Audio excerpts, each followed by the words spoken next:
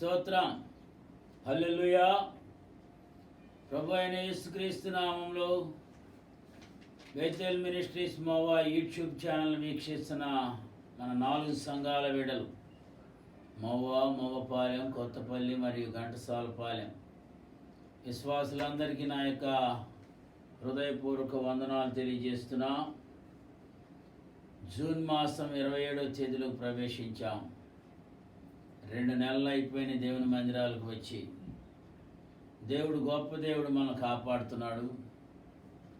దేవుని యొక్క కృపను బట్టి మనం అందరం సజీవుల లెక్కలో ఉన్నాం. అందరూ ఒకసారి హల్లెలూయా చెల్లిస్తారు. మీ గృహాల్లో ఉండి గట్టిగా వినపడాలి. హల్లెలూయా చెప్పండి. ఈ యొక్క మధ్యాహ్న కాల సమయంలో దేవుని వాక్యాన్ని ధ్యానం చేసుకుందాం. ఆదికాండము 1వ అధ్యాయము 16వ వచనం చదువుకుందాం. దేవుడు ఆ 2 గొప్ప జ్యోతులను అనగా పగటిని ఏలుటకు, పెద్ద జ్యోతిని రాత్రిని ఏలుటకు, చిన్న జ్యోతిని నక్షత్రములను చేసెను. చాలు. సృష్టిలో ఆయన 2 జ్యోతులను చేసి వాటికి పని నియమించాడు. ఒకటేమో పెద్దది, పగటిని ఏలుటకు, దానినే మనం సూర్యుడు అని పిలుస్తున్నాం. రెండవది చిన్నది, రాత్రిని ఏలుటకు, దానినే మనం చంద్రుడు అని పిలుస్తున్నాం.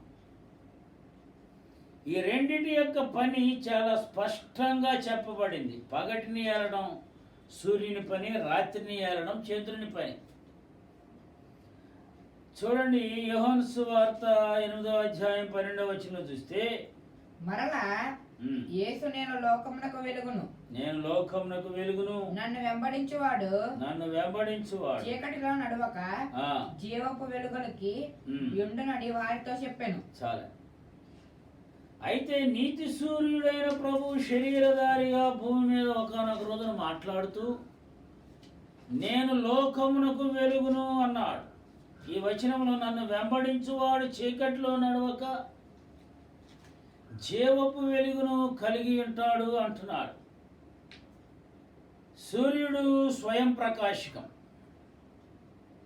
చంద్రుడు స్వయం ప్రకాశకం కాదు. అయితే సూర్యుని వెలుగు చంద్రునిపై పడి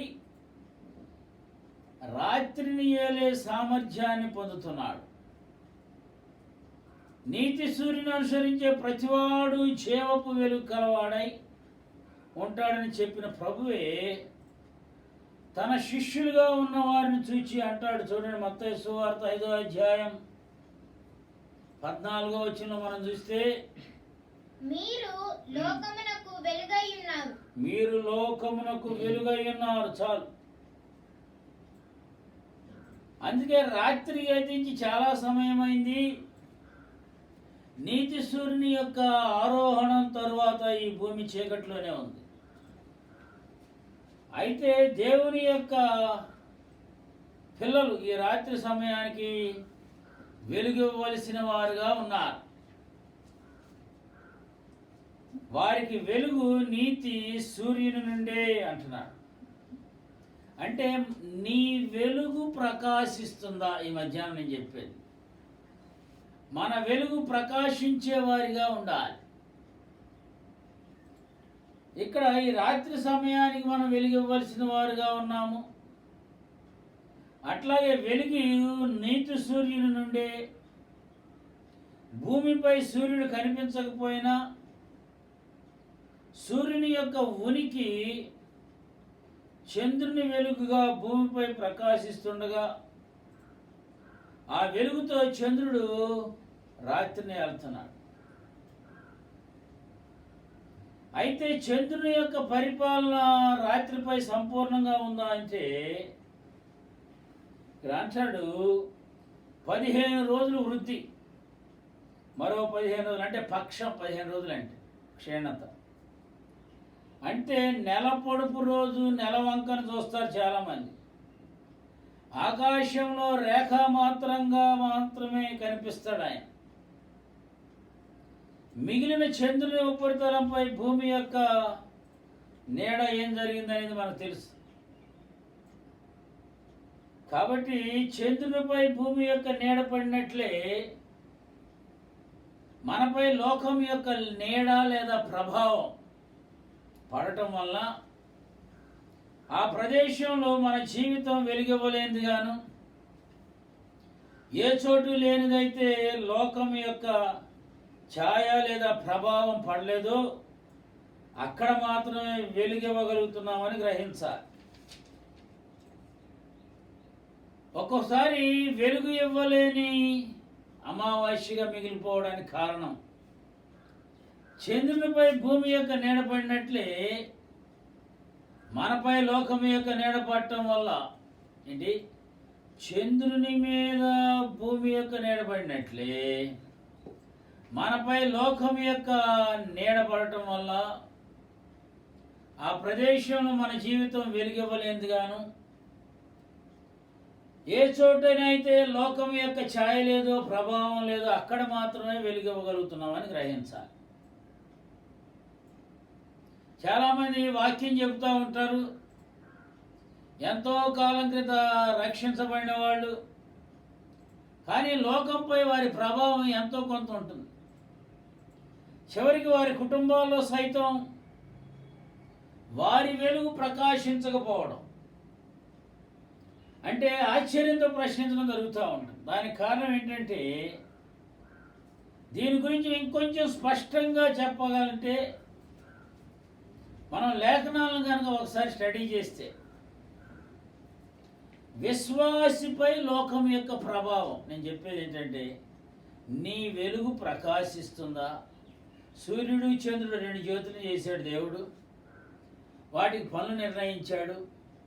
దేవుడు మనల్ని నీతి సూర్యుడిగా మనం ప్రకాశింపజేసేవాడిగా ఉంచాడు. మనం వెలుగు ప్రకాశించేవాడుగా ఉండాలి. ఎక్కడున్నా సరే మన వెలుగు ప్రకాశిస్తుందా? ఎంతో కాలమై రక్షించబడ్డా సరే ప్రకాశించని వారిగా ఉంటున్నామా? విశ్వాసం మీద ఈ యొక్క లోకం యొక్క ప్రభావం, ఈ లోకంలో బ్రతుకుతున్న ప్రతి విశ్వాసి జీవిస్తున్నాడు ఈ లోకంలో. గలతీ పత్రిక 2వ అధ్యాయం 20వ వచనం, నేను క్రీస్తుతో కూడా సిలువ వేయబడి ఉన్నాను. ఇకను జీవించువాడను నేను కాను, క్రీస్తే నా యందు జీవించుచున్నాడు. ఈ మాట మీరు అండర్లైన్ చేసుకోండి. అపోస్తలుడైన పౌలు గలతీ పత్రికలో రాస్తూ అన్నాడు, ఇక జీవించువాడను నేను కాదు, క్రీస్తే. ఇంకా ప్రార్థనకు వస్తా, ఇంకా భక్తిలో ఉంటా, ఇంకా ఉపవాసాలు ఉండకుండా, ఇంకా మారు మనసు పొందకుండా, ఇంకా క్రమంగా రాకుండా, ఇంకా ఆవారము, ఇంకా ఈరోజు, ఇంకా ఆవర్జ్యము, ఇంకా మంచి రోజు, ఇంకా చెడ్డ రోజు, ఇంకా పిల్లి ఎదురొచ్చింది, ఇంకా నక్కెదురొచ్చింది.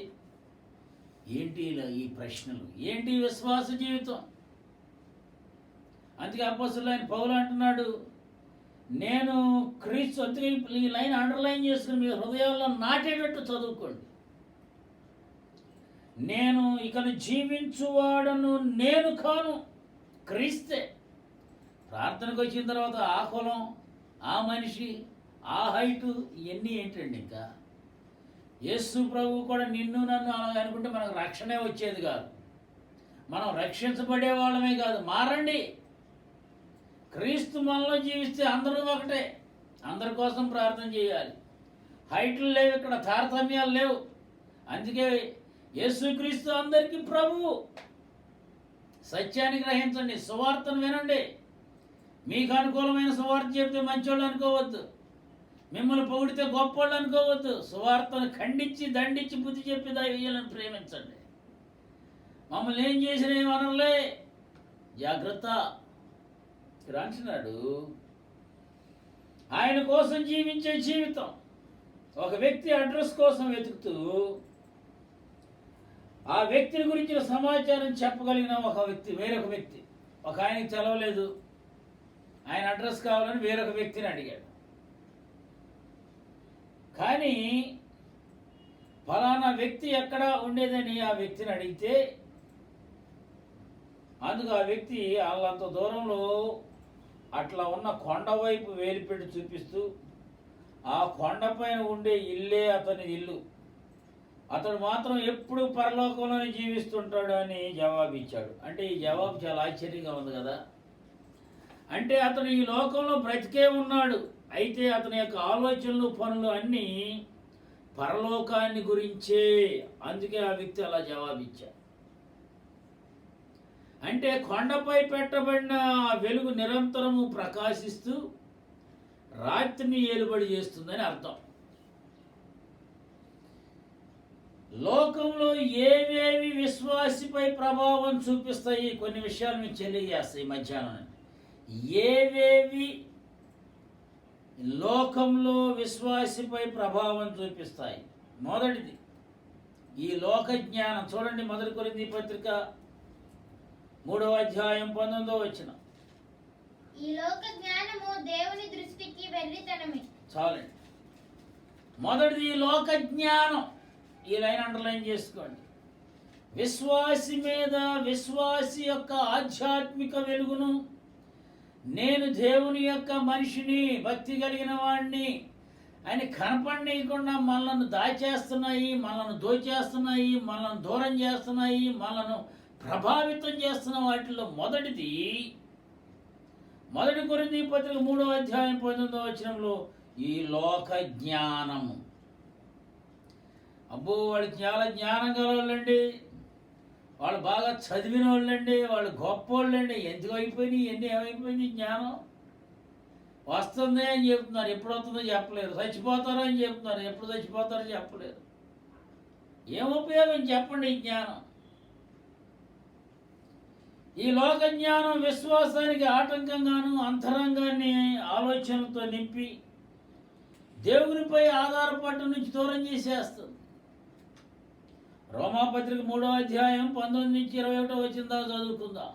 ప్రతి నోరు మూయబడినట్లును సర్వలోకము దేవుని శిక్షకు పాత్రమగునట్లును ధర్మశాస్త్రము చెప్పుచున్న వాటినన్నిటినీ ధర్మశాస్త్రమునకు లోనైన వారితో చెప్పుచున్నదని ఎరుగుదుము. ఏలయనగా ధర్మశాస్త్ర సంబంధమైన క్రియల మూలముగా ఏ మనుషుడును ఆయన దృష్టికి నీతిమంతులను తీర్చబడడు. ధర్మశాస్త్రము వలన పాపముగా ఎట్టుదో తెలియబడుచున్నది. ఇట్లుండగా ధర్మశాస్త్రమునకు వేరుగా దేవుని నీతి బయలుపడుచున్నది. దానికి ధర్మశాస్త్రమును ప్రవక్తలను సాక్ష్యమిచ్చుచున్నారు. ఇక్కడ మనం చదివిన వాటిలో మన ఆదికాండంలో కూడా ఒకసారి చూసుకుంటే శారా గర్భం మృతతుల్యమైనట్లు చేసిన ఆలోచన వాస్తవమే కదా. అది లోకం నుండి అబ్బిన జ్ఞానం. వాగ్దానం చేసిన వాడు నమ్మదగిన వాడని దేవుణ్ణి మహిమపరచటం. లోక జ్ఞానం వెర్రితనంగా మార్చేసే దేవుడు. శారా గారికి పిల్లలు పుట్ట, వారికి ఆ వయసులో సంతానాన్ని ఇవ్వడం ద్వారా ఈ లోకమందు జ్ఞానిని అనుకున్న ఎడల అతని జ్ఞాని ఎగినట్లు చెప్పేవాడు కావాలి. అబ్రహాం అంటాడు, దేవుడు నమ్మదగినవాడు. శారమ్మ గారి పిల్లలు పుట్టరండి. ఇవాళ ఫెర్టిలిటీ సెంటర్లని, ఆ సెంటర్లు, ఈ సెంటర్లు అవి కూడా ఫెయిల్ అయిపోతున్నాయి. ఆవిడ శ్రీధర్మం నిలిచిపోయింది. ఈయన ముసలాడు అయిపోయాడు, 75 సంవత్సరాలు వచ్చినాయి. ఈ లోకంలో ఉన్న వాళ్ళంతా చెప్పండి, పిల్లలు పుడతారా? అబ్రహాం అంటాడు, ఇక్కడ 75వ ఏట నుండి ఇదే మాట చెప్తున్నాడు. ఇప్పుడు 99 సంవత్సరాలు వచ్చినాయి అబ్రహాం గారు. ఎప్పటి అదే వరుసలో ఉన్నవాడు, వెర్రివాడు అనుకోరా చాలామంది. ఏంటి అబ్రహాం గారి పిల్లలు పుడతారంట శారా గారికి అంటే. అనేక సార్లు లోకజ్ఞానం యొక్క ప్రభావం విశ్వాసానికి, విశ్వాసి యొక్క క్షీణతకు గ్రహణం పట్టేటట్టు చేస్తుంది. మనం సహజంగా ఒక ప్రశ్న అడుగుతూ ఉంటాం, ఈ వయసులో వాళ్ళు అలా ఎందుకు మాట్లాడుతున్నారు? ఇంకా వాక్యం వింటున్నారు కదా, వాళ్ళ ప్రవర్తన కొన్ని విషయాల్లో లోకస్తుల మాదిరిగానే ఉంటుంది అని ప్రశ్నిస్తూ ఉంటారు. కొంతమంది ప్రభువే ఇలా చెప్పిస్తున్నాడు. చాలామంది 50 ఏళ్ళు పైబడిన తరువాత మారు మనసు పొందిన వాళ్ళు ఇంకా లోక జ్ఞానం, అనుభవ జ్ఞానం అనుకుంటూ వాస్తవానికి, వాక్యానికి భిన్నంగా ప్రవర్తించడానికి కారణమని కొంతమంది అంటున్నారు. దేవునిని ప్రకటించే దగ్గర, దేవుని కొరకు జీవించే దగ్గర, దేవుని కొరకు ఇచ్చే దగ్గర, దేవుని యొక్క ప్రేమ చూపే దగ్గర లోక జ్ఞానం చాలా అడ్డంగా నిలిచి విశ్వాసి సాక్ష్యం పైన, సంబంధాలపైన ప్రభావాన్ని చూపించి అతడు ప్రకటించే దేవుని దగ్గరగానో లేక ప్రార్థించే దగ్గర నెలవంకలాగా ఏం చేస్తున్నాడంటే చిన్నగా ఏదో చిన్నపాటి విశ్వాసాన్ని మాత్రం చూపించేటట్టు చేస్తున్నాడు. మిగిలిన జీవితం అంతా ఈ లోక జ్ఞానం యొక్క నీడలో వెలుగుని ఇవ్వలేని స్థితిలో ఉండిపోతాం. కాబట్టి ఇది చాలా దుఃఖకరమైన పరిస్థితి. చెప్పాను కదా, ఇక్కడ దేవుని కొరకు ఇచ్చేదాని దగ్గర, దేవుని ప్రేమను చూపించేదాని దగ్గర, అట్లా దేవుని ప్రకటించేదాని దగ్గర ఈ లోక జ్ఞానం చాలా అడ్డుగా ఉంటుంది. ఆదివారం వెళ్ళాలా ఏంటి? ఈ లాక్డౌన్ చాలా నిర్లక్ష్యాన్ని తీసుకొచ్చింది విశ్వాసులు. ఈ యొక్క వైరస్ దేవునికి దూరం అయిపోయేటట్టు చేసింది. కొంతమంది సంఘాల్లో ఎక్కువగా స్త్రీలే ఉంటారు. ఇప్పుడు పురుషులు ఏమంటున్నారంటే, లాక్డౌన్లో ఏమైపోయిందంటే తెచ్చి ఇప్పుడు వెళ్ళకపోతే ఏమవుతుంది అనే పరిస్థితులు వచ్చేసింది. ఈ లోక జ్ఞానం ఏమవుతుందంటే ఆదివారం వెళితేనే భక్త, ఉపవాసం ఉంటేనే భక్త, కానుకలు ఇస్తేనే భక్త. దేవునికి తెలవదా మన యొక్క అవసరాలు, మన పరిస్థితులు? జాగ్రత్త, దేవునికి ఎదురెళ్తున్నావు. సృష్టించిన దేవుని ఇష్టానుసారంగా మాట్లాడుతున్నావు నీ జ్ఞానంతో. ఈ లోక జ్ఞాని ఏమాయను, ఈ తర్కపువాది ఏమాయను అన్నాడు దేవుడు. నా జ్ఞానం ఉందని విర్రవీగుతున్నావేమో, నా పొజిషన్ హైట్లో ఉందనుకుంటున్నావేమో, డబ్బు సంపాదించాను అనుకుంటున్నావేమో. దరిద్రులను అధికారులతో కూర్చోబెట్టేవాడు ఆయన, గర్విష్ఠులను గడ్డి తినిపించేవాడు.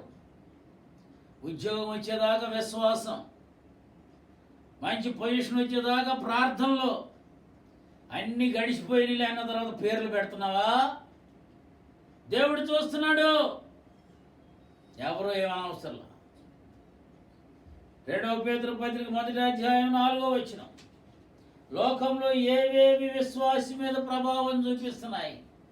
మొదటిది లోక జ్ఞానం, రెండవది 2 పేతురు పత్రిక 1వ అధ్యాయం 4వ వచనం. ఆ మహిమ గుణాతిశయములను బట్టి, మహిమ గుణాతిశయములను బట్టి ఆయన మనకు అమూల్యములను అత్యధికములైన వాగ్దానములను అనుగ్రహించి ఉన్నాడు. దురాశను అనుసరించుట వలన లోకమందున్న భ్రష్టత్వమును ఈ వాగ్దానముల మూలముగా మీరు తప్పించుకొని దేవ స్వభావమునందు పాలివారమునట్లు వాటిని అనుగ్రహించెను. చాలండి. లోకపు దురాశలు రెండవది. లోకంలో విశ్వాసి మీద ప్రభావం చూపిస్తున్నది ఒకటేమో లోక జ్ఞానం. అబ్బో, ఆయన చాలా లోక జ్ఞానం ఉందంటారు. ఎందుకు ఉపయోగం?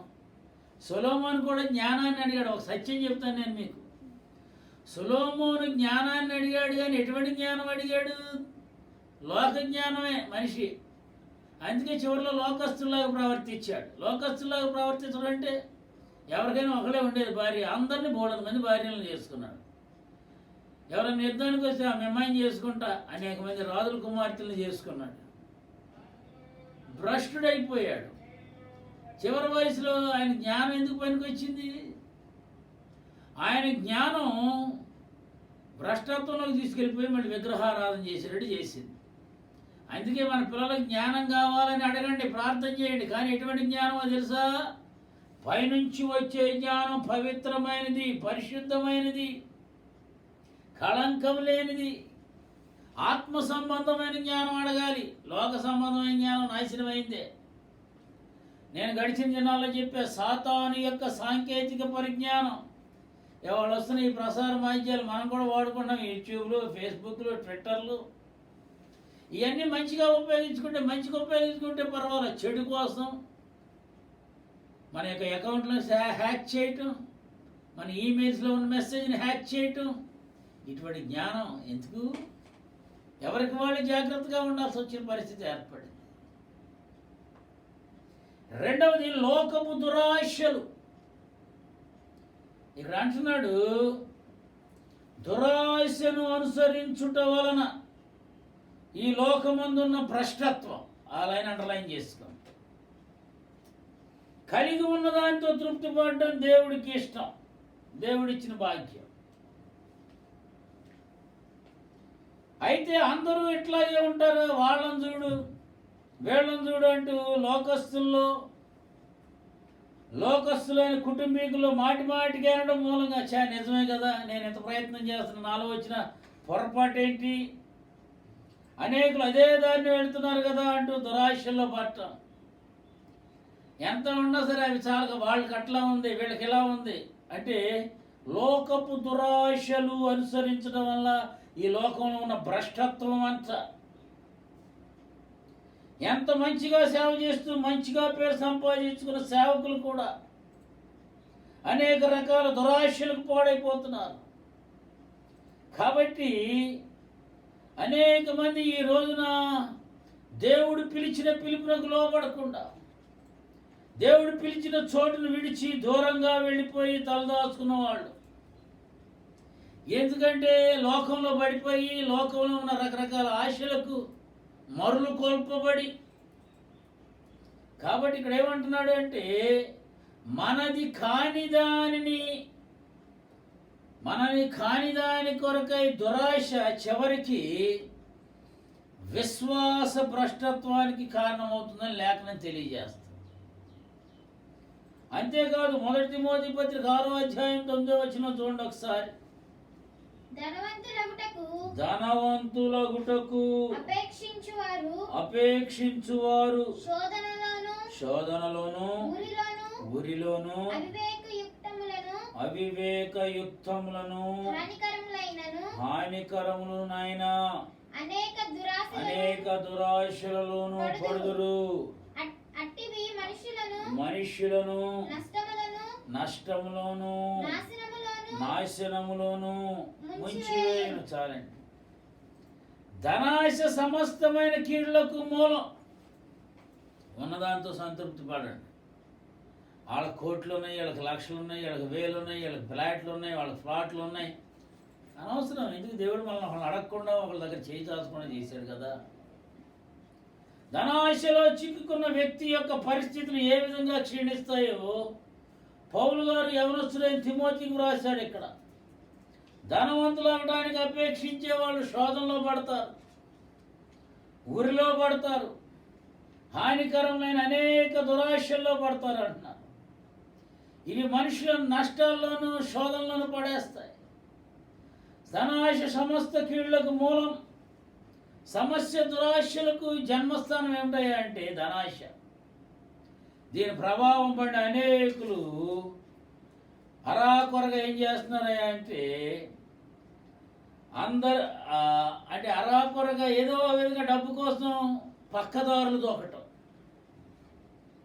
ఇక్కడ అంటున్నారు, అరాకొరగా రేఖామాత్రంగా ప్రకటన వద్దను, అట్లాగే ఆదరించవద్దను వెలిగించి మిగిలిన సమస్తం చీకటిలోనే మిగిలిపోయిన అనుభవాన్ని చూపిస్తున్నారు చాలామంది.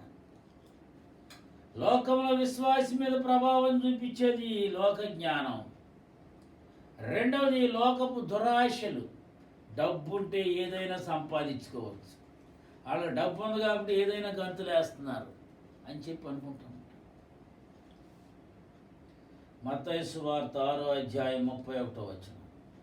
కాబట్టి ఏమి తిందుమో ఏమి త్రాగుదుమో ఏమి ధరించుకొందుమో అని చింతపడకుడి. అన్యజనులు వీటన్నిటి విషయమై విచారించుదురు. చాలండి. ఒక విశ్వాసిని లోకంలో ఏవేవి ప్రభావితం చేస్తున్నాయి అనేది నేను చెప్తున్నా. మన మెయిన్ టాపిక్ ఏమో మన వెలుగు ప్రకాశిస్తుందా? దేవుడు నిన్ను నన్ను లోకంలో జ్యోతుల్లాగా పెట్టాడు ప్రకాశించడానికి. ఇవి ప్రకాశించనీయకుండా ఈ లోకపు జ్ఞానం మనల్ని దేవునికి దూరం చేసేస్తుంది. ఈ లోకం యొక్క దురాశలు మనం దూరం చేసేస్తున్నాయి. మూడవది ఇక్కడ అన్నాడు, ఇక్కడ అండర్లైన్ చేసుకోండి, 6వ అధ్యాయం 31వ వచనంలో, అన్యజనుల్లాగా మనం ఆలోచించకూడదు. అన్యజనులు వీటన్నిటి విషయమై ఏమన్నా వెనకేసారా? పిల్లల కోసం ఆడపిల్లలు ఉన్నారు, పెళ్ళిళ్ళు చేయాలి, పిల్లడికి ఏమైనా బ్యాంకులో దాచావా? ఏమన్నాయి ఆస్తులు పాస్తులు ఖర్చు పెట్టేసుకుంటే ఏమొస్తుంది? తింటాం, అవి చేసుకుంటూ ఉంటే అంటే భవిష్యత్తు చాలా ఘోరంగా ఉంది. ఇట్లా కొంతమంది తెలివిగలవాళ్ళు, జ్ఞానం కలిగిన వాళ్ళు చెప్తారు మంచి మాటలు, కానీ ఎంతసేపు పోగేసుకుంటాం, ఎంతసేపు దాచుకుంటాం, ఎంతసేపు నాకేంటి అంటమే. కానీ దేవునికి నేను ఎంత ఖర్చు పెట్టాను, నా జీవితాన్ని ఎంత ఖర్చు పెడుతున్నాను, నా దశమ భాగాలు ఏంటి, నా ప్రథమ ఫలాలు ఏంటి, నా యాచనలు ఏంటి, నా కృతజ్ఞతాస్తుతులు ఏంటి? అన్యజనుల వలె వీటన్నిటి విషయం విచారించకూడదు.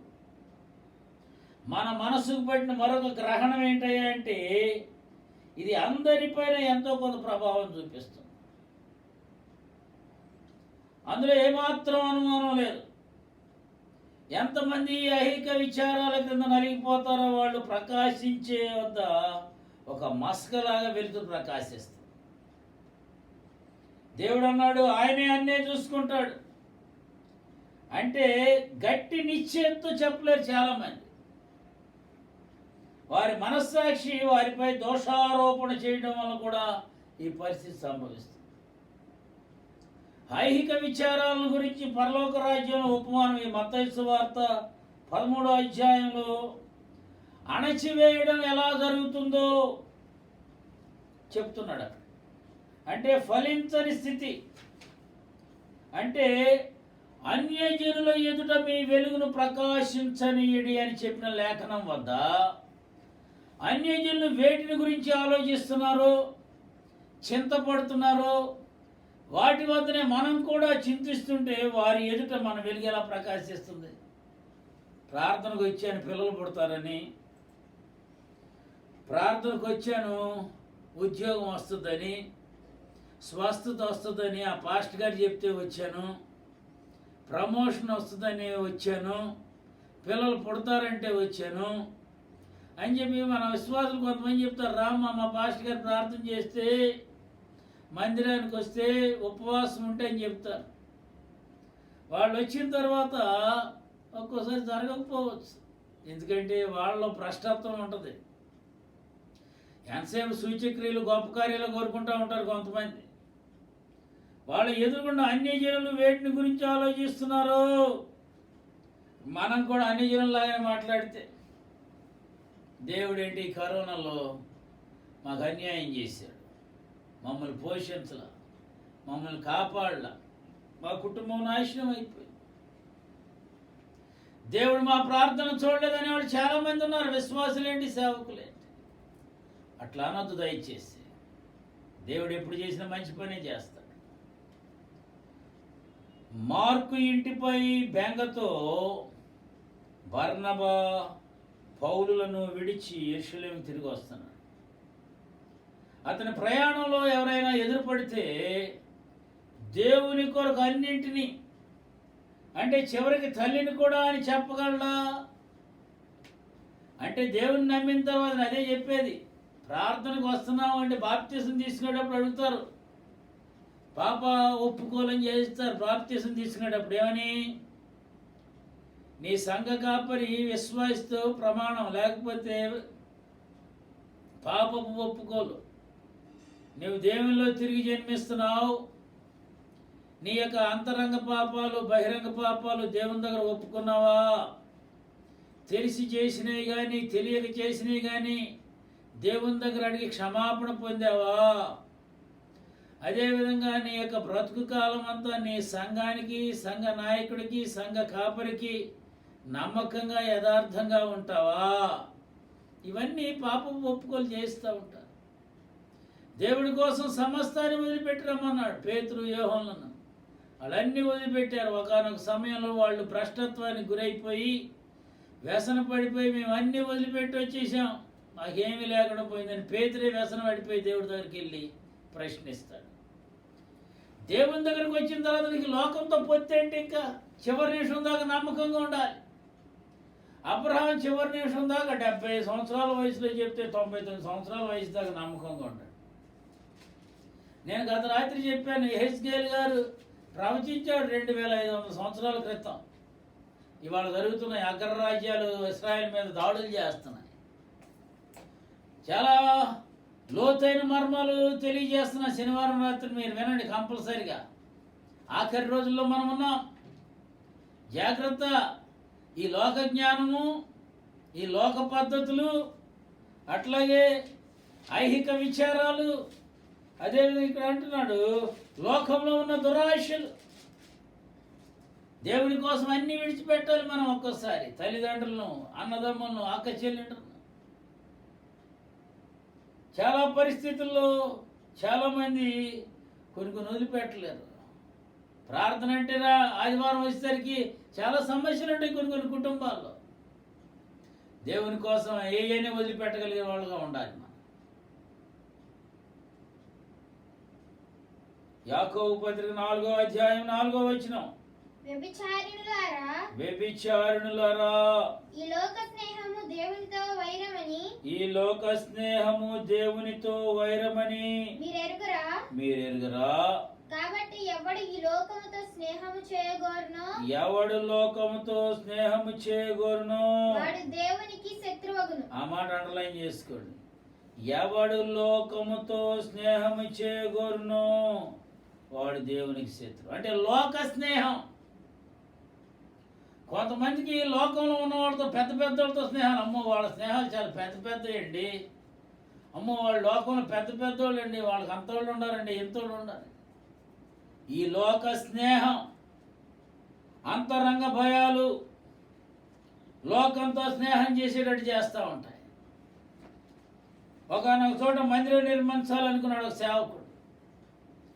ఎవరు తన జోలికి రాకుండా ఉండేందుకు ఆ ప్రాంతంలో ఉన్న ఒక రౌడీని ఆశ్రయించాడంట. ఎవరిని? ఒక రౌడీని. ఈయన కట్టాలనుకున్నదేమో చర్చి. ఆ కట్టాలనుకున్న చోట ఎవరు ఆటంకం పెట్టకుండా ఉండేందుకు ఒక రౌడీని. నిర్మాణం అయ్యాక దాన్ని అతనితోనే ఓపెన్ చేయించాడు. ఎంత గొప్పడు చూడండి ఈ పాస్టర్ గారు. ఎంత తెలివిగా చేశాను అని అనుకుంటున్నాడు.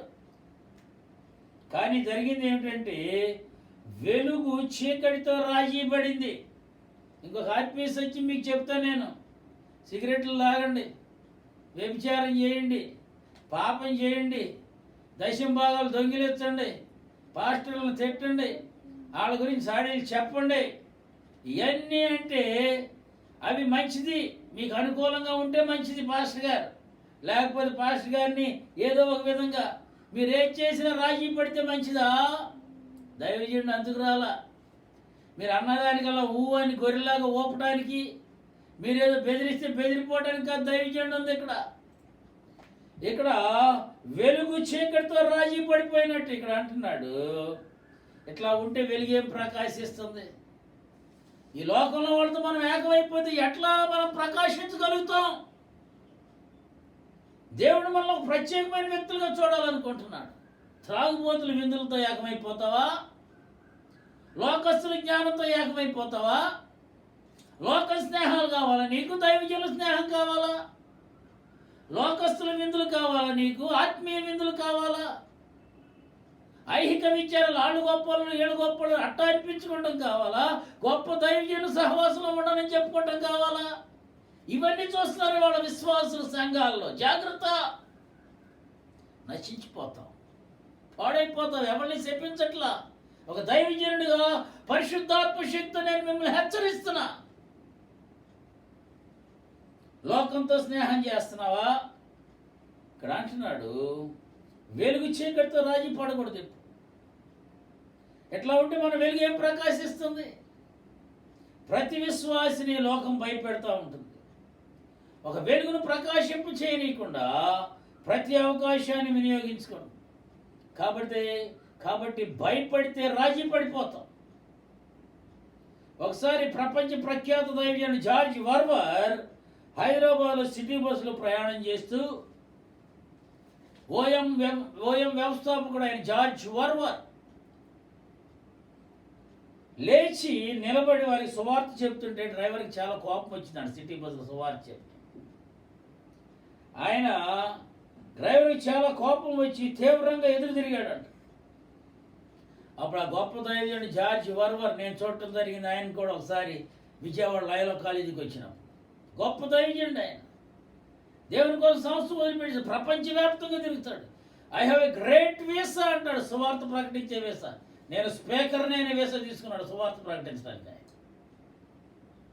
Messenger visa. ఎందుకు బాబు అంత కోపం అని డ్రైవర్ ఎదురు తిరిగేసరికి, నేనేమైనా కాని మాటలు పలికానా? భూమి మీద మానవులుగా జన్మించి 33.5 సంవత్సరాలు తన యవ్వన పరిశుద్ధ రక్తాన్ని సిలువలో దారపోసి చనిపోయి పాతి పెట్టబడి 3వ దినాన్ని తిరిగి లేచాడు అని చెప్పాను. ఆయన రక్తం ప్రతి పాపాన్ని కడుగుతుందని చెప్పాను. ఆయన యందు విశ్వాసం ఉంచిన వాడు నిత్య జీవం గలవాడని చెప్పాను. దానికి ఎంత కోపం రావాలా అంటూ ఆయన సీట్లో కూర్చున్నాడు. ఏం మాట్లాడాలో ఏమనాలో తెలియని డ్రైవర్ అంట తల పట్టుకుని సీట్లో కూర్చుండిపోయి, మరి రాజీ పడితే ఆ మాటలు పలకగలిగేవాడా చెప్పండి? ఆ యొక్క డ్రైవర్ గారికి తల పట్టుకున్నాడు ఈ మాటలు. యేసుక్రీస్తు లోకంలోకి వచ్చాడు, నీ కోసం నా కోసం ఎవరి రక్తాన్ని గార్చాడు, ఆయన రక్తంలో మనందరం కడగబడితే పరిశుద్ధమవుతాం అని చెప్పేసరికి ఆ మాటలు డ్రైవర్ గారికి ఏం చేయాలో తల పట్టుకునేటట్టు చేసింది. మరి రాజీ పడితే ఆ మాటలు పలకగలిగేవాడు ఆయన. డ్రైవర్ అట్ట అన్నాడు, అమ్మ ఎందులేని మూసుకు కూర్చోలే. వెలుగు ప్రకాశించే అవకాశం ఎక్కడుంది? జీవపు వెలుగు కలిగిన నీ నడక ఇతరులను ప్రభావితం చేసి వారిలో ప్రభు జీవితాన్ని నింపాలి. వాళ్ళు నీ వెలుగులో నడిచి నీతి సూర్యుని తెలుసుకుని మరణంలో నుండి జీవంలోనికి దాటవలసిన అవసరం ఉంది. కాబట్టి నీ వెలుగు తక్కువగా ఉంటే ఎవరు రారు. డ్రైవర్ గారు మారిపోయాడు. అక్కడ సంప్రాయశ్రీ వెళ్ళి ఊర్లోకి వెళ్ళి చెప్పింది, ఊరు మొత్తం మారిపోయారు. లోక స్నేహాలు కోరుకోవాకండి. మాకు పెద్ద పెద్ద పొజిషన్లో ఉన్నవాళ్ళు తెలుసు, మాకు ఎమ్మెల్యేలు తెలుసు, మినిస్టర్లు తెలుసు, అధికారులు తెలుసు, మంచిదే. కానీ అది కొంతవరకే. చూడండి, రికమెండేషన్ కోసమని వెళ్తారు, ఆయన ద్వారా చేపిద్దాం ఈయన ద్వారా. కానీ రికమెండేషనే, కానీ కింద ఇవ్వాల్సిందే. ఈ రికమెండేషన్ ఎందుకు పనికిరా? లోక స్నేహాలు కోరొద్దు. మనం వెలుగు ప్రకాశించాలంటే ఐహిక విచారాలు కోరొద్దు. లోక జ్ఞానం మీద ఎక్కువగా కాన్సన్ట్రేషన్ చేయొద్దు. అదేవిధంగా లోకపు దురాశల కోసం ఎక్కువగా ఆశపడద్దు. 1 యోహాను పత్రిక 2వ అధ్యాయం 16వ వచనం, లోకములో ఉన్నదంతయు అనగా శరీరాశయు, అండర్లైన్ చేసుకోండి, శరీరాశయు, నేత్రాశయు, జీవపు డంబమును పుట్టినవి కావు. చాలండి. లోకంలో ఉన్నదంతా ఇవి మనుషుల్ని ప్రకాశింపజేయకుండా చేస్తుంది విశ్వాసం. శరీరాశ, నేత్రాశ, జీవపుడంబం. ఈ నేత్రం, శరీరం, అహం, తన గురించిన గర్వం, అహంభావం. యోగ భక్తుడు అంటాడు 31వ అధ్యాయం 1వ వచనంలో, 31వ అధ్యాయం 1వ వచనం, నేను నా కన్నులతో నిబంధన చేసుకొని ఉన్నాను. నేను ఎలాగూ చూచుదును. చాలండి. నేత్రాశ, శరీరాశ, జీవపుడం అంటే కళ్ళతో చూసే ప్రతిదాన్ని. కళ్ళు ప్రతిదాన్ని చూడొచ్చు, చూడటానికే ఇచ్చింది. కానీ చూసిన దానివల్ల అనుభవించాలంటే, చూసిన దానివల్ల నాకు కావాలి అంటే, శరీరాశ, శరీరానికి కొన్ని కోరికలు ఉంటాయి. ఆ కోరికలను ఒక్కోసారి మనం ఛేదించాలి. శరీరంలో ఉన్న కోరికలను ఒక్కోసారి మనం త్యాగం చేయాలి. దేవుడు ఒక్కొక్కరికి ఒక్కొక్క అవకాశం ఇస్తాడు. అంతేగాని ఈ శరీరాశలతో, లోకాశలతో, లోక జ్ఞానంతో, లోక కోరికలతో, లోక స్నేహాలతో, లోక జ్ఞానం, నేత్రాశ, కన్ను ప్రతి కావాలని కోరుకుంటుంది. శరీరాశ, జీవపు డంబం, డంబాలు ప్రవర్తిస్తూ ఉంటారు కొంతమంది. గర్వం, అహంకారాలు. అన్నాడు యోబు, నా కన్నులతో నిబంధన చేసుకుంటే వ్యర్థమైన దాన్ని చూడము. గాంధీ గారు అన్నాడు, చెడు వినవద్దు, చెడు కనవద్దు, చెడు చూడవద్దు. చెడు కనవద్దు, చెడు వినవద్దు, చెడు అనవద్దు. యోబు గారు అన్నాడు, కన్యకను నేను ఎలా చూస్తాను? నేను నా కన్నులతో ఒక నిబంధన చేసుకున్నాను. నేను టీవీ చూడకూడదు అని అనుకున్నా, నేను కంప్యూటర్ చూడకూడదు, వ్యర్థమైన పోర్న్ సైట్స్ చూడకూడదు, లేకపోతే వ్యర్థమైన వాటిని చూడకూడదు అనుకున్నాను అంటారు కొంతమంది. అట్లా చేసుకున్న తర్వాత అట్లా నిబంధనలు ఉండేవారు ఉన్నారు చాలామంది. తాగుబోతాడు అంటాడు, ఈ సంవత్సరం ఇదే చివరి రోజు, ఇవాళ లాస్ట్ రోజు నేను తాగను అని ప్రమాణం చేసుకుంటాడు. మళ్ళీ 1వ తారీఖు వస్తే 1వ తారీఖుగా రా, ఆ మొదటి నెలగా ఇంకా 2 రోజులు ఉన్నాయి రా అంటాడు. మొదటి దశలోనికెలుగు రాసిన పత్రిక 4వ అధ్యాయం 4వ వచనం. మీలో ప్రతివాడును దేవుని ఎరుగని అన్ని జనుల వలె కామాభిలాష యందు కాక పరిశుద్ధత యందును ఘనత యందును. చాలు, లోకంలో ఉన్నదంతా యోబు భక్తుడు నా కన్నులతో నిబంధన చేసుకున్నాను. నేత్రాశ ప్రభావం.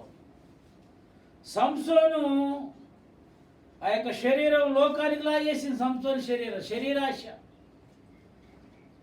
అట్లాగే దేవునిని ఎరుగని అన్ని జనుల వలె, అన్ని జనులు ఎప్పటికీ శరీర కోరికలు ఉంటాయి. యేసు ప్రభు కూడా 33 సంవత్సరాలు జీవించి శరీరాన్ని నలగొట్టుకున్నాడు. మనం ఉపవాసాలు ఉండేది ఎందుకంటే ఎప్పుడు ఉపవాసాలు, ఎందుకంటే ఎప్పుడు వ్రతాలు అంటూ ఉంటారు కొంతమంది. ఆరోగ్యం పోతుంది. ఉపవాసాలు ఉండేది ఏదో గొప్పల కోసం కాదు. ఉపవాసం ఉండి కడుపు కాల్చుకుంటే శరీరంలో కోరికలు కొంచెం చచ్చుపడతాయి. శరీర కోరికలు ఏమైనా ఫుల్గా తింటూ ఉంటుంటే శరీర కోరికలు ఎక్కువైపోతాం. శరీరాన్ని నలగొట్టుకోవాలి. అన్ని జనులు నలగొట్టుకోరు. కామాభిలాష ఏదో అభివృద్ధి గలవారు నలగొట్టుకోరు. అంటున్నాడు, దేవునిని ఎరుగని అన్ని జనుల వలె కామాభిలాష యందు. మరి హృదయాన్ని పారదోస్తుంది. 2వ దినవృత్తాంతం 26వ అధ్యాయం 16వ వచనంలో చూస్తే, అయితే అతడు సిద్ధపడని తరువాత అతడు మనస్సును గర్వించి చెడిపోయాను. చాలండి. ఇక్కడ ఉజ్జియా ఈ జీవపుడంబానికి లోనైపోయాడు. ఒకటేమో శరీరాశ, లోకంలో ఉన్నదంతా అది చదివాం మనం 1 యోహాను 2:16. ఒకటి శరీరాశ, ఒకటి నేత్రాశ, 3వది జీవపుడం. యోబు భక్తుడు అన్నాడు, నేత్రాశ, నా కన్నులతో నేను కన్యకను ఎట్లా చూస్తాను. దేవుడికి ఒక భార్యని ఇచ్చాడు, ఇంకెందుకు కన్నులతో లోకంలో ఉన్నదంత కావాలి. సంసార శరీరంతో ఎంతమందిని వ్యభిచరించాడు, శరీరాశ. ఇక్కడ ఉజ్జియా అన్నాడు, జీవపుడంబానిలోనే చెడిపోయాడు. ఆ వెలుగు ప్రకాశించే అవకాశం ఎక్కడుంది? కాబట్టి మన శరీరాశికి, నేత్రాశికి, జీవపుడంబానికి దూరంగా ఉండాలి. కాబట్టి వీటికి దూరంగా ఉండటం మనకు సాధ్యమేనా? శరీర కోరికలను, నేత్రపు కోరికలను, జీవపుడంబాలను. అందుకే అంటున్నాడు పాత నిబంధన గ్రంథంలో ప్రభువు దేవుని పిల్లలు తీసుకువచ్చిన జాగ్రత్తలను తెలియజేశాడు. చూడండి, ద్వితీయోపదేశకాండం 10వ అధ్యాయం 12-13 వచనాలు. కాబట్టి ఇశ్రాయేలు నీ దేవుడైన యెహోవాకు భయపడి ఆయన మార్గములన్నిటిలో నడుచుచు ఆయనను ప్రేమించి నీ దేవుడైన యెహోవాను నీ పూర్ణ మనస్సుతోను నీ పూర్ణాత్మతోను సేవించి నీ మేలు కొరకు నేను నీకు ఆజ్ఞాపించు యెహోవా ఆజ్ఞలను కట్టడలను అనుసరించి నడుచుకొనును. మాట కాక నీ దేవుడైన యెహోవా నిన్ను మరి ఏమి అడుగుచున్నాడు? చాలండి. ద్వితీయోపదేశకాండం 10వ అధ్యాయం 12-13 వచనాల్లో ఈ 2 వచనాల్లో 5 విషయాలు మనం ఆయనతో ఎడతగని సహవాసం కలిగి ఉండేందుకు చెప్పబడ్డాయి. నీ దేవుడైన యెహోవాకు భయపడాలి, ఆయన మార్గాలన్నిటిలో నడవాలి, ఆయనను ప్రేమించాలి. నీ దేవుడైన యెహోవాను పూర్ణ మనసుతోనూ పూర్ణ ఆత్మతోనూ సేవించాలి. నీ మేలు కొరకు యెహోవాను నేను నీకు ఆజ్ఞాపించు యెహోవా ఆజ్ఞలను కట్టడలను అనుసరించి నడుచుకోవాలి అంటారు. ఇక్కడ ఈ 2 వచనాల్లో 5 విషయాలు ఆయనతో మనము ఎడతెగని సహవాసం. ఈ 2 వచనాలను మీరు అండర్లైన్ చేసుకుని బాగా మెమరైజ్ చేయండి. ఆయనకు భయపడటం ఎట్లా, నాకు భయపడటం ఎట్లాగా నేర్పించు, నీ మార్గాల్లో నడవడం ఎట్లాగో నాకు నేర్పించు. దేవుణ్ణి అడగాలి మనం ప్రతి ఒక్కటి, మనుషులను అడిగితే చెప్పరు.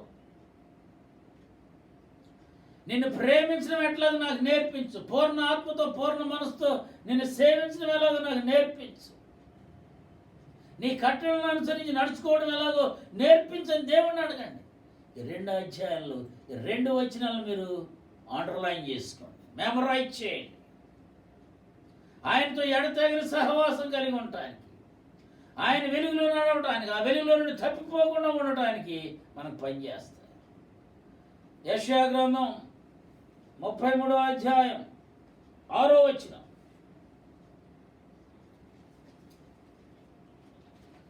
మనం ఆయనకు భయపడి ఎల్లప్పుడూ మనం ఆయన కన్నులు ఎదుట ఉన్నామన్న సత్యం. యెహోవా భయము వారికి ఐశ్వర్యము అంటాడు అక్కడ. ఆయన కన్నులు ఎదుట ఉన్నామనే సత్యం. ఉపాధ్యాయుడు క్లాస్ రూమ్లో ఉన్నాడు అనుకోండి, చాలామందికి భయం. ఆయన క్లాస్ రూమ్లో లేకపోతే దేవుని యందలి భయాన్ని మనం ప్రాక్టీస్ చేయాలి, అభ్యాసం చేయాలి. దేవుడు ఉన్నాడు, దేవుడు చూస్తున్నాడు, నేను చేసే ప్రతి పని దేవుడు చూస్తున్నాడు, నేను మాట్లాడే ప్రతి మాటను దేవుడు వింటున్నాడు, నేను నడిచే ప్రతి నడకను దేవుడు చూస్తున్నాడు అన్నట్లు మనం ప్రాక్టీస్ చేయాలి. అప్పుడు దేవుడు మనల్ని కాపాడుతాడు. దేవుని యొక్క భయం అంటే ఆ అంశం చాలా పెద్దది. భయం కలిగి ఉండేటట్లు మనం చూసుకోవాలి. ఈ భయము యోసేపును ఐశ్వర్యవంతునిగా చేసింది. యోసేపు ఎప్పుడు దేవుడు చూస్తున్నాడని భయపడ్డాడు కనుకనే యోసేపు ప్రధానమంత్రి అయ్యాడు. ఒకటేనండి ఇక్కడ మనం గమనించాల్సింది, దేవుడు చూస్తున్నాడు. పాస్టర్ గారికి తెలవదులే, పక్కోళ్ళకి తెలవదులే, వాళ్ళు ఏమనుకోరులే, ఎవరు ఏమనుకోరు, నష్టపోయేది నువ్వే. దేవుడిని నమ్మిన తర్వాత ప్రతిదీ దేవుడు చూస్తున్నాడు. ఒకవేళ దేవుడు చూస్తున్నాడు లేదు తెలియజేయాలంటే దైవజనుడికి తెలియచేస్తాడు. దేవుడు దైవజనుడు ఒకసారి హెచ్చరిస్తాడు. కాబట్టి యెహోవా భయము వారికి ఐశ్వర్యం. యెహోవా యందు భయం ఐశ్వర్యాన్ని తెచ్చేస్తుంది. పరిశుద్ధతలో నిలిపి ఉంచడానికి ఇది ఒక ఎత్తైన దుర్గం లాంటిది. కాబట్టి ఈ భయాన్ని కలిగి ఉన్నవాడు ఎల్లప్పుడూ దేవుని యొక్క వెలుగును ప్రకాశింపచేయగలడు. కాబట్టి ఆయన మార్గాల్లో నడక, ఈ మాట క్రమాన్ని లోకం నుండి వేరైన ప్రత్యేకతను సూచిస్తుంది. లోకంలో దేవుని ఎరుగని వారు నడిచే నడకకు విరుద్ధంగా ఉండాలి మంది. దేవుని నడిచిన వారు నడిచే నడక వేరు, దేవుని నరవని వారు ఎరగని వారు నడిచే నడక వేరు. మనది ఆత్మానుసారమైన నడకలాగా ఉండాలి. గలతీ 5:25 ఉంటుంది, ఈ నడక శరీరేచ్ఛలను నెరవేర్చనిదిగా ఉండాలి. దేవుని యొక్క ఆత్మను అనుసరించి జీవించే వారంగా ఉండాలి, క్రమంగా నడుచుకునే వారంగా ఉండాలి. దేవుడు క్రమశిక్షను ప్రేమించేవాడు కనుక అట్టి వారికి ఆ సన్నిధి ఎల్లప్పుడూ తోడుగా ఉంటుంది. క్రమశిక్షణ, ఇది అండర్లైన్ చేసుకోండి. డిసిప్లిన్. ఆదివారం ఆరాధన అంటే ఎన్ని గంటలకు వస్తున్నావు, పెళ్ళంటే ఎన్ని గంటలకు వెళ్తావు, ఒకరోజు ముందే వెళ్తావు. ఇంకా ఏ లోకంలో అంటే దేవుడు ఇవే చూస్తాడు. ఏముందులో చిన్నయ్యేగా అనుకుంటాం. దేవుడు అంటే అంత నిర్లక్ష్యమా? దేవుని సన్నిధి అంటే అంత నిర్లక్ష్యమా? ఎవరి మీద కోపం ఉండి కాదు ఈ మాటలు చెప్పేది.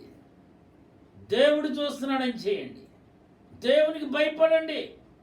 దేవుని మాటకు లోబడండి, దేవుని వాక్యానికి లోబడండి. అప్పుడు దేవుడు మిమ్మల్ని ఒక గొప్ప ప్రకాశించే తారలాగా వాడుకుంటాడు. మీరు ప్రకాశించాలి, దేవుని యొక్క కోరిక అది. లోకంలో ఉండిపోయి మనం లోకంలో నివసిస్తున్నాం, కానీ లోకం మనలోకి రాకూడదు. మనలోనికి లోకం రావడం వల్లే ఈ లోక జ్ఞానం మనల్ని పాడు చేసేస్తుంది, ఈ లోక స్నేహాలు మనల్ని పాడు చేసేస్తున్నాయి, ఈ ఇంటర్నెట్ జ్ఞానాలు మనల్ని పాడు చేసేసేస్తున్నాయి, ఈ యొక్క పోర్న సైట్లు మనల్ని పాడు చేసేసేస్తున్నాయి, ఈ యొక్క ఐహిక విచారాలు విశ్వాసాలు భ్రష్టత్వంలోకి తీసుకెళ్ళిపోతున్నాయి. ఈ యొక్క లోకంలో ఉన్నాయన్నీ శరీరాశ, నేత్రాశ, జీవపు డబ్బు మనల్ని దేవునికి దూరంగా చేసేస్తున్నాయి. వీటన్నిటికీ దూరంగా ఉండాలి. అందుకే ద్వితీయోపదేశకాండం 10వ అధ్యాయం 12, 13లో 5 మాటలను మనం మెమరైజ్ చేయండి. మీ యొక్క టేబుల్ మీద రాసుకోండి, మీకు ఎదురుగుండా ఎక్కడ కనపడితే అక్కడ రాసుకోండి. ప్రతిరోజు వాటిని మెమరైజ్ చేయండి. దేవునికి భయపడుతున్నానా లేదా, దేవుని ప్రేమిస్తున్నానా లేదా, దేవుని మార్గాల్లో నడుస్తున్నానా లేదా, వాక్యానుసారంగా జీవిస్తున్నానా లేదా, క్రమంగా ఉంటున్నానా లేదా, ఆయన మార్గాల్లో నడవాలి. ఇక్కడ అంటున్నాడు ఆయనను ప్రేమించి. మొదటిదేమో ఆయన మార్గాల్లో నడవాలి. న్యాయాధిపతుల గ్రంథం 5వ అధ్యాయం 31వ వచనం. యెహోవా నీ శత్రువులందరూ అలాగుననే నశించెదరు. ఆయనను ప్రేమించువారు బలముతో ఉదయించే సూర్యుని వలె ఉంటారు. అని పడిరి. ఆయనను ప్రేమించే వాళ్ళు ఎట్లా ఉంటారు? ఆయన మార్గాల్లో నడిచే వాళ్ళేమో దేవునికి ప్రకాశించే వాళ్ళగా ఉంటారు. ఆయనను ప్రేమించేవారు మనలను ప్రేమించేందుకు మన కొరకు తన ప్రాణం పెట్టిన దేవుడు మన నుండి ఏం కోరుకుంటున్నాడంటే మనము ఆయనను ప్రేమించాలి. అనేక సందర్భాల్లో ఆయన ప్రేమ మనలో నుండి వ్యక్తం కావాలి. దేవుడు నువ్వెంత ప్రేమిస్తున్నావు, నీ భార్య నువ్వెంత ప్రేమిస్తున్నావు అంటే అబ్బో ఎంతగా నా హృదయం నిండా ఆవిడే ఇట్లా చెప్తావే, దేవుడు నీ హృదయంలో ఎంత స్థానం ఉంది ఇక్కడ అంటున్నాడు. దేవుని యొక్క ప్రేమ పరిశుద్ధాత్మ ద్వారా మన అంతరంగాల్లో పోయబడుతుంది. ఆయనను ప్రేమించే వారిపై ఆయన వెలుగు ప్రకాశించి వారు బలముతో ఉదయించే సూర్యుని వలె ఉంటారని చెప్తుంది. ఆయనతో పాటు నడవాలి, ఆయనను ప్రేమించాలి. 1 కొరింథీ 15వ అధ్యాయం 58వ వచనం చదవండి ఒకసారి. కాగా నా ప్రియ సహోదరులారా మీ ప్రయాసము ప్రభువునందు వ్యర్థము కాదని ఎరిగి స్థిరులను ప్రభువు కార్యాభివృద్ధి యందు ఎప్పటికి నీ ఆసక్తులునయ్యుండుడి. చాలండి. ఆయనను సేవించి, నేను 4 మాటలే చెప్తున్నా చివరిలో ఏంటంటే ఆయన మార్గాల్లో నడవటం, ఆయనను ప్రేమించడం. ఇక్కడ అంటున్నాడు ఆయనను సేవించి అంటే ఆయన పని చేయడం. నేను సేవకుడిని, నేను పాస్టర్ గారిని, నా పని ఏంటంటే ఆయన పని చేయడమే. సమయం అనక అసమయం అనక నేను సువార్త చెప్పడమే. నిద్రపోతున్నాను, పండుకున్నాను, కాళ్ళు నొప్పి, దేవుడు అదే చెప్పాడు ఏంటంటే సమయం అనక సమయం. ఈ కోవిడ్ సీజన్లో కూడా ఎక్కడ పిలిస్తే అక్కడికి సువార్త ప్రకటించడం పని. ఎందుకంటే కొంతమంది చచ్చిపోతున్నారు సువార్త తెలియకుండా, రక్షకుడిని తెలుసుకోకుండా నరకంలోకి వెళ్ళిపోతున్నారు. అది మన డ్యూటీ. ఆయన పని చేయడం, ఆయన నిమిత్తం పాటుపడటం. దేవుడి పని చేయండి అండి, దేవుడి పని ప్రోత్సహించండి, దైవజన్ని ప్రోత్సహించండి, సంఘాన్ని బలపరచండి, దేవునికి ఏం అవసరమో తెలియజేసుకోండి, సంఘ కాపరిని అడగండి, సంఘంలో అవసరాల కోసం మీ గుప్పిలను విప్పాలి. ఎక్కడెక్కడో విప్పి గొప్పల కోసం వెళ్తున్నారు వాళ్ళు చాలామంది. వాళ్ళకి దానం చేసే, వీళ్ళకి దానం చేసే, సంఘాల్లో పడిన అవసరాలు ఉంటాయి. దైవజనితో ఆలోచిస్తున్నాం ఎప్పుడన్నా? ఆయనను సేవించి ఆయన పని చేయటం, అవసరతలో ఉన్న వారికి మన నుండి అందే ఆదరణ, ఓదార్పు, సహాయం. అందుకే ప్రభువునందు మీ ప్రయాసము వ్యర్థముగా స్థిరంగా ఉండాలి. సేవకుడిని నేను స్థిరంగా లేకపోతే మీకు సువార్త చెప్పలేను నేను. రకరకాల ఆటుపోట్లు వస్తాయి. విశ్వాసులందరూ ఒకే విధంగా ఉండరు. మంచిగా మాట్లాడేవాళ్ళు ఉంటారు, చెడ్డగా మాట్లాడేవాళ్ళు ఉంటారు, అవమానించేవాళ్ళు ఉంటారు, అలర చేసేవాళ్ళు ఉంటారు. అందుకే అపోస్తలుడైన పౌలు గారు అన్నాడు, ప్రభువు కార్యాభివృద్ధి యందు బెదిరిపోకుండా స్థిరంగా ఉండు, నీదే ఫైనల్. విశ్వాసులు మనం కూడా అట్లాగే ఉండాలి. ఆయన నామాన్ని బట్టి చూపిన ఉపకారాన్ని మరచము, చేసిన పని ఆయన మర్చిపోయేవాడు కాదు. అటువంటి వాళ్ళు ఎప్పుడు ఆయన జ్ఞాపకంలో ఉంటారు, ఆయనకు దూరం కాదు. యోహాను సువార్త 14:21 నా ఆజ్ఞలను అంగీకరించి వాటిని గైకొనువాడే నన్ను ప్రేమించువాడు నా తండ్రి వలె ప్రేమింపబడును. నేనును వానిని ప్రేమించి వానికి నన్ను కనపరుచుకోను. చెప్పాను. ఆయన కట్టడలను అనుసరిస్తానని మాటిస్తావు. ఏమ్మా, బాప్తిసం తీసుకున్నాం, వారం వారం వస్తావా? ప్రతి ఆదివారం మందిరంలో కనపడతావా? సంఘ కార్యక్రమాలన్నింటిలో తప్పిపోకుండా పాల్గొంటావా? నిబంధనలో క్రమంగా ఉంటావా? సంఘ క్రమాల్లో దైవజనుడు చెప్పినట్టు లోబడి ఉంటావా అని అడుగుతారు సంఘ కాపరి. అట్లాగే ఊపుతారు. రాను వీళ్ళ స్టేటస్లు పెరిగిపోయేసరికి, వీళ్ళకి అన్నీ అమరేసరికి కట్టడలు మర్చిపోతారు, సంఘాన్ని మర్చిపోతారు, నిబంధనలు మర్చిపోతారు, విశ్వాసంలో బలహీనలు అయిపోతారు. ఆ దేవుడు ఏం చేశాడంటారు, మాకే తెలుసు భక్తి అంటారు. వీళ్ళు పాస్టర్ గారికే భక్తి నేర్పేవాళ్ళు అయిపోతారు, వీళ్ళకి చెప్పేవాళ్ళు అయిపోతూ ఉంటారు. జాగ్రత్త, దేవుడు చూస్తున్నాడు. పరిశుద్ధాత్మ ద్వారా నింపబడి చెప్తున్నాను నేను. అంటున్నాడు, ఆయన కట్టడలను అనుసరిస్తానని మాట ఇవ్వడం. ఆయన వాక్యానికి ఎవరు ప్రాధాన్యతనిస్తారు? ఆయన ఆజ్ఞలను అంగీకరించి గైకొనేవాడే. ఆయన అన్నాడు, వానికి నన్ను కనపరుచుకుని. కాబట్టి ప్రభువుకు ఇట్టి వ్యక్తికి మధ్య ఇక్కడ అంటున్నాడు, లోకము యొక్క నీడ. ఇందాక చెప్పాను కదా, విశ్వాసి మీద వెలుగు ప్రకాశించనీయకుండా పడుతున్నాయి. ఏంటంటే నేను చెప్పాను 5 విషయాలు.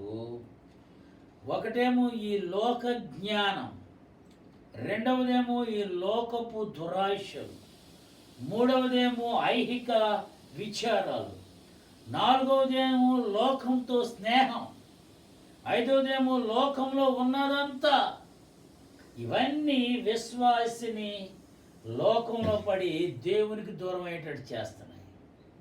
కానీ మన వెలుగు ప్రకాశించాలి అంటే ద్వితీయోపదేశకాండం 10:12-13 చెప్పినట్లు మనము ఆయనకు భయపడితే నెంబర్ 1. అదేవిధంగా రెండవది, ఆయన మార్గములలో నడిచితే రెండవది. మూడవది, ఆయనను ప్రేమించితే. నాలుగవది, ఆయనను సేవించి. ఐదవది, ఆయన కట్టడలను అనుసరిస్తే. ఈ 5 విషయాలు ఈ లోకపు ప్రభావము నుండి విశ్వాసిని తప్పిస్తాయి. అవి ఆచరించడానికి మనం ప్రయత్నం చేద్దాం. అట్టి కృప దేవుడు మనకు దయచేయను గాక. ఆమేన్. తలలు వంచండి, ప్రార్థన చేసుకుందాం. మా గొప్ప దేవుడా, మా యేసుక్రీస్తు ప్రభువా, ఈ లోకంలో మేము వెలుగు ప్రకాశించే వారిగా ఉండాలని నీవు మమ్మల్ని తయారు చేశావు. ఈ దినాల్లో చాలామంది లోకంతో స్నేహం గొప్పది అనుకుంటున్నారు. లోకంలో ఉన్న గొప్ప వాళ్ళతో స్నేహాలు గొప్పవి అనుకుంటున్నారు. ఐహిక విచారాలు వాళ్ళకి ఎలా ఉంది, మాకు కూడా ఎలా ఉండాలి అని ఆశపడుతున్నారు. ఈ లోక జ్ఞానంతో వాళ్ళు గొప్పవాళ్ళు అని చెప్పేసి నిన్ను మర్చిపోతున్నారు. లోకంలో ఉన్నదంతా కావాలని చెప్పి పరిగెత్తుతున్నారు. ప్రభువా, ఒకసారి జ్ఞాపకం చేసు. ద్వితీయోపదేశకాండం 10:12-13 నీ మార్గాలలో నీ యొక్క ప్రేమను పంచి ఇచ్చేవారిగా, నీ పని చేసేవారిగా, ప్రతి విషయంలోనూ నీకు లోబడేవారిగా, నీ కట్టడలను అనుసరించి నడుచుకునేవారిగా ప్రతి ఒక్కరిని దయచేయండి. విత్తబడిన వాక్యము హృదయాల్లో నీరు కట్టి ఫలింపచేయండి. బలహీనుడైన నన్ను కూడా మీరు వాడుకుంటున్నారు. ఈ వాక్యం ద్వారా నన్ను నేను సరి చేసుకుంటాను, సహాయం చేయండి. మీరే మహిమ పొందమని యేసు నామములో ప్రార్థిస్తున్నాను తండ్రి, ఆమేన్. తండ్రి అయిన దేవుని ప్రేమ, కుమారుడైన యేసుక్రీస్తు కృప, పరిశుద్ధాత్మ దేవుని నిత్య సహవాసము సన్నిధి కూడిన ప్రతి ఒక్కరికి, ఏకీభవించిన ప్రతి ఒక్కరికి తోడుగా ఉండి కాపాడి దీవించి సహాయం చేసి నడిపించునుగాక. ఆమేన్. యేసు రక్తమే జయం, శిలువ రక్తమే జయం, అపవాది క్రియలకు నాశనం. ప్రభు యేసు నామమునకు సంపూర్ణ విజయం కలుగును గాక. ఆమేన్, ఆమేన్, ఆమేన్. హల్లెలూయా, హల్లెలూయా, హల్లెలూయా. God bless you. దేవుడు మిమ్మల్ని దీవించును గాక. అందరికీ వందనాలు. ఈ వర్తమానం ద్వారా మీరు ఆశీర్వదింపబడినట్లయితే బేతేల్ మినిస్ట్రీస్ మౌవన్ మా యూట్యూబ్ ఛానల్ని లైక్ చేయండి, షేర్ చేయండి, సబ్స్క్రైబ్ చేయండి. పక్కనున్న బెల్ ఐకాన్ని యాక్టివేట్ చేయండి.